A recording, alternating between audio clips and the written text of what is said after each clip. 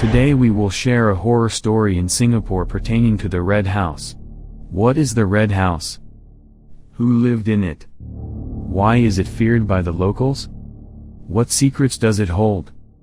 And who are the black spirits that now reside within them? And who is the woman in white?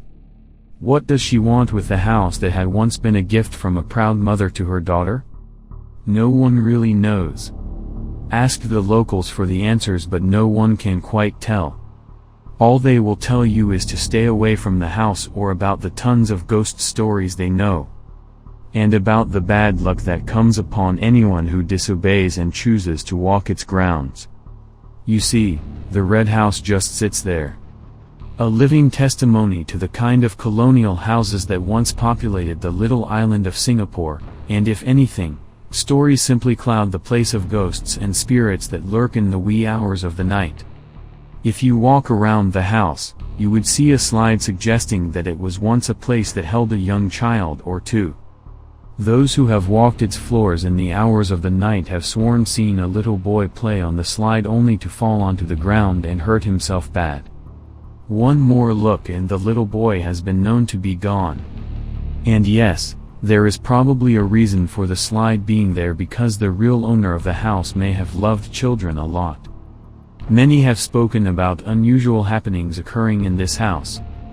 There are stories about some doll that sits on an armchair that seems to rock on its own. Then there are the two stone lions, guardian entrance keepers of the Red House, which simply frighten anyone who walks past them.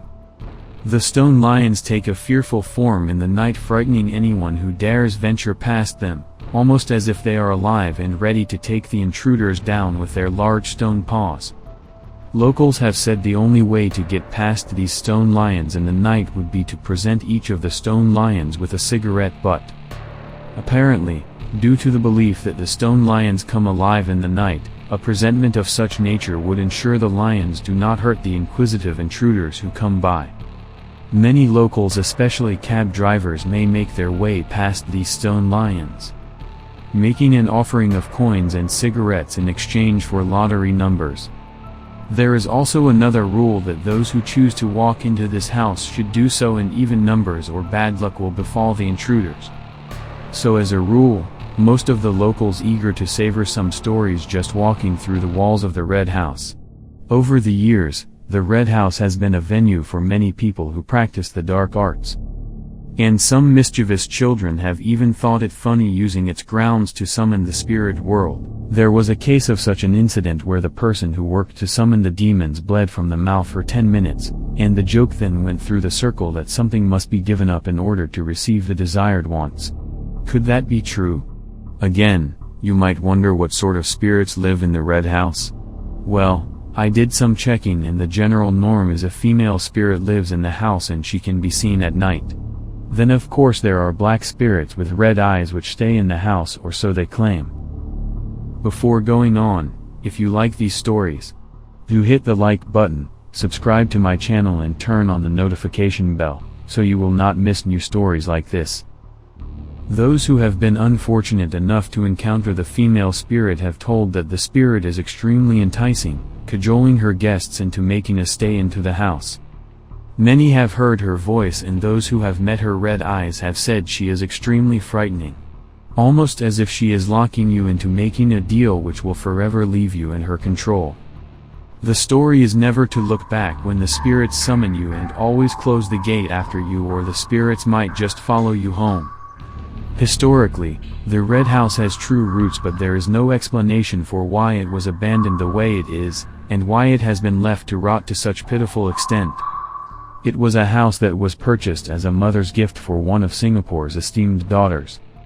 A socialite and philanthropist named Loke Yuen Peng, who married Sir Percy McNeice in her late 20s.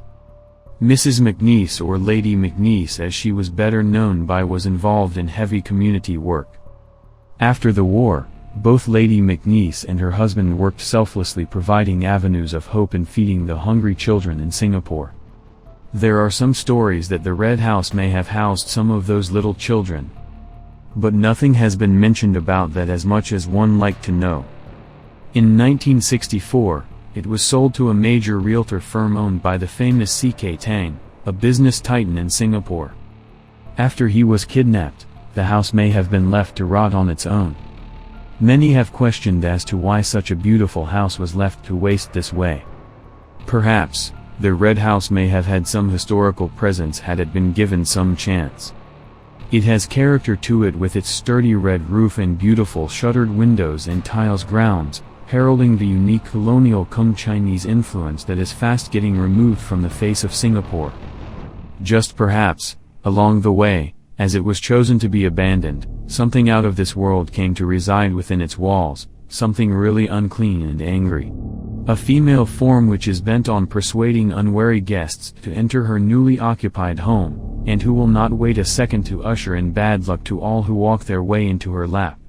And just maybe those who venture into its space eager to prove that the paranormal does exist in its four walls, should be mindful about triggering off the anger of its unseen occupants. There was this story circulating back in the early 2000s. A group of students explore into the red house in the middle of the night. 3 guys and 2 girls. The guys are those who don't believe in spiritual stuff, they did not pray, nor show respect when bulging into the house. They climbed over the fencing and pry open the door of the house, the rest followed in. While exploring into the bedroom, the 2 guys locked the other guy in the room by shutting the door and pulling the door towards themselves, so the other guy was trapped in the room. He was shouting, "Do not come near me, do not come near me." The other 2 guys were laughing away thinking he is trying to trick them.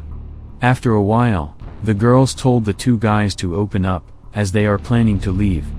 They soon opened up, and saw the guy that was trapped in the room lying on the floor. He stood up, but not with his legs. He stood up with his hands. He was crawling with his hands and legs with his body and face facing upwards. A very awkward sight. All the crew was scared as hell. The torchlight dropped on the floor shining over to the guy who was trapped. He stared at them with a look to kill. He is a pure Chinese, but he was speaking Malay at that time. A language that usually Singapore Chinese would not have learnt. And the voice is a voice of a female instead of his own. The female voice was saying "Saya mungkin badan ini." The possessed guy then crawled towards the wall and knocked his head towards the wall. Most unbearable of all is that he is using his fingernails to scratch the flooring. It caused grima. He is shouting and screaming without audible words. Everyone was shocked and scared. However, the group was brave, they quickly went up and hold him down. He tried to struggle and his strength was bigger than a normal teenager. He scratched the arm of one of the guys and started screaming again. The group then called for a monk from a nearby temple to come over and help them. The monk came in about an hour time. All the while the guy was shouting and scratching the floor, hurting his own body. When the monk arrived, they helped the monk to hold him down on the floor. The monk then started to do some chanting. After a while, he uses some holy spiritual water or liquid and force it into his mouth. And all of them hold his mouth and try to make him swallow the water. A short while later, he closes his eye and vomited. What he vomit would shock you. He vomit a chunk of hair that is even longer than the girls that were there with them. The monk said the Pontianak wants his body, as he is the weakest in terms of spirituality in the group. And she sees it as her chance when he is being left all alone. So she posses him and tried to scare them off, however the group was brave enough to stay and help. Luckily, they called for help early on, if not he might not have recovered. The fact is the red house could have been more than just a house for Pontianak to haunt. It could have been something more, but the red house was forgotten, and just like the many colonial houses once occupied by the British, this once stately home has been shunned as one of the last few homes the British have filled, and for which the Singapore government will gladly shed its back on for good. This is the true horror story in Singapore. The Red House of Singapore. Hope this video creeps you out. Please leave a like on this video and subscribe to my channel. Thank you.